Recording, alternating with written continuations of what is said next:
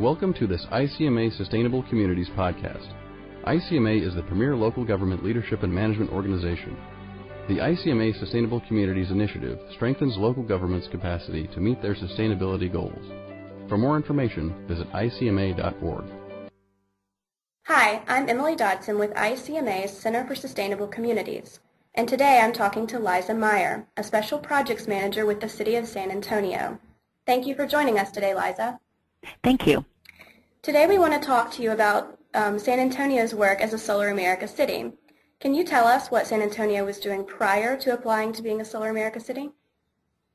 Well, San Antonio and Texas overall has experienced a significant amount of residential and commercial growth overall. So we really needed to look for a way to obtain additional sources of generated electric power. Overall, our municipal utility, CPS Energy, does see that a diversified energy supply portfolio that comprises of natural gas, coal, nuclear, as well as renewable energy sources definitely had to be a part of our portfolio.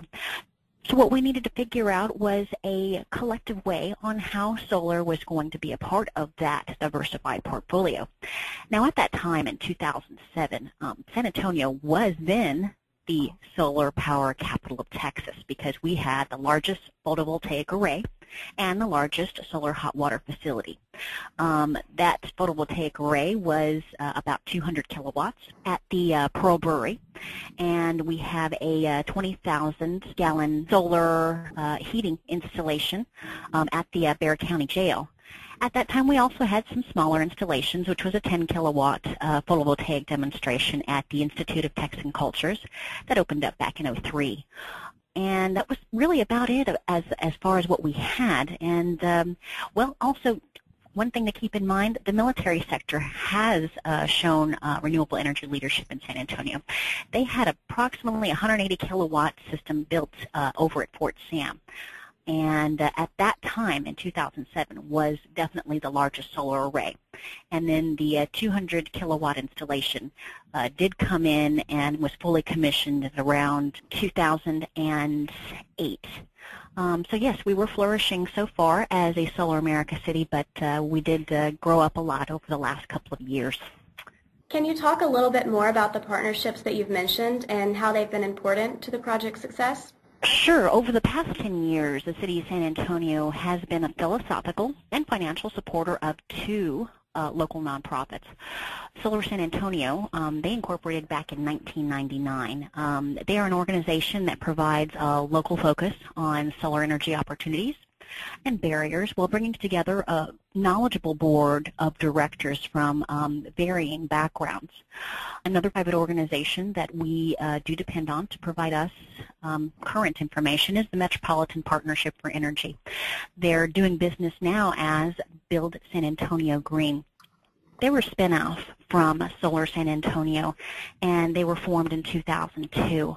What Build San Antonio Green did was provide us energy planning, coordination, and that partnership consists of very important stakeholders such as Bexar County, City of San Antonio, CPS Energy, San Antonio Water System, our VIA Metropolitan Transit, and our Alamo Area Council of Governments, as well as Solar San Antonio. We believe they are a huge part of providing us a very sustainable solar infrastructure, and they provide us great technical knowledge, and they keep us fresh, but they also provide consensus from the general public, keeping up that dialogue between us and the residents. Can you tell us about some of the key goals of the San Antonio Solar Initiative? Sure. First of all, we wanted to develop and adopt a realistic 2015 solar power goal. We're doing that through a solar plan that is right now in formation. We wanted to inaugurate new and revised policies and procedures at the City of San Antonio to make it a little bit easier to get through the permitting process.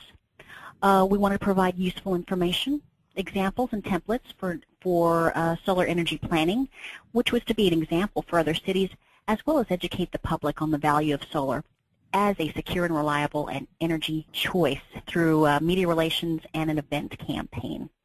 Overall, we wanted to provide the relevancy and accessibility of solar within our community. What we did through that program was bring solar home, We did our Blue Wing Solar Project, and we established a Level 3 solar home certification program. What have been some of the program's successes over the last 3 years? Well, I could say that the city can really brag this time. From comparison to 07-08, the city can boast over 14 megawatts of PV capacity. That's a far step ahead from the 200 kilowatt that we were boasting back then in 08. We did this through a power purchase agreement. This is really one high visibility project, and San Antonio has its first municipally owned solar installation at 235 kilowatts at the San Antonio International Airport. We also have in process about 30 megawatts of PV currently contracted through a PPA with SunEdison, and that should be in the process. And we also have an RFP out for 450 megawatts of PV generation.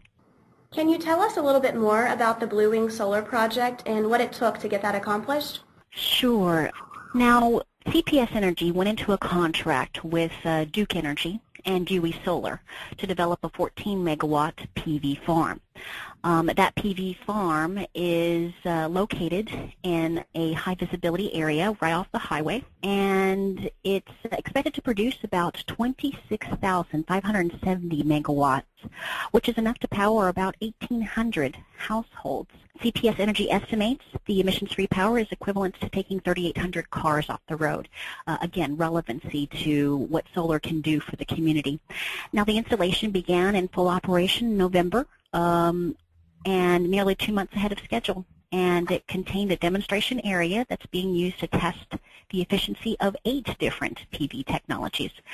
The big one and the most visible is a 50-foot tall concentrated solar unit that tracks the sun's movement.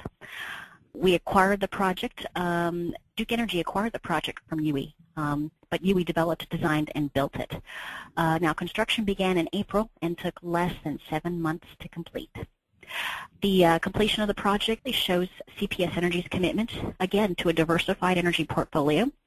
And at the end of 2010, CPS Energy projected that 13% of its energy capacity does come from renewable sources. Overall, CPS Energy has committed 1,500 megawatts of renewable capacity by 2020, which equates to about 20% of the total capacity. So the city does recognize and does continue to emphasize to the public the potential for economic development, which can come from solar investment. So one thing to keep in mind was during that course of construction, during that 7-month period, there was a significant amount of money generated as a result of daily purchases. So buying coffee, buying lunch, that really did provide a plus for the local businesses in the area.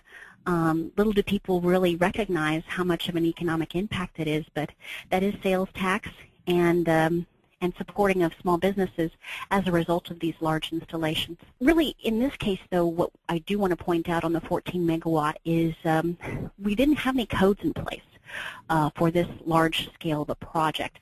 So the local contractors really had to rely on the City of San Antonio and Bexar County leaders to come up with development codes. We did develop them as we went, but it also proved vital for future codes and for future solar power projects. So we do have a great platform to go by for future large solar installations. Can you tell us about some of the other solar projects that CPS has in the pipeline to meet those goals? Other projects, CPS Energy, yes, we do have the 30 megawatt PV that is going to be in 10 different, it's going to be in 10 megawatt portions. And that is also going to be local. That is through SunEdison. And the 450 megawatt installation is right now in the RFP process. Due to such a high demand and high response internationally for the 450 megawatt project, they have re-released the RFP to obtain additional proposals. And in hopes that these international companies can further partner together to make and ensure a successful project. So again, that RFP was put out recently. One of the central focus areas for the Solar America Communities Outreach Partnership is local level financing. Can you tell us more about San Antonio's Bring Solar Home campaign? Sure. Bring Solar Home is really a terrific project. It's an initiative through Solar San Antonio, and it encourages local solar commitments and educates the community on the benefits of solar energy. Now, this is specifically for residential installations. Working with CPS Energy, City of San Antonio, Bexar County, the local installers, and local financial institutions, Solar San Antonio developed a brand aimed to simplify the process.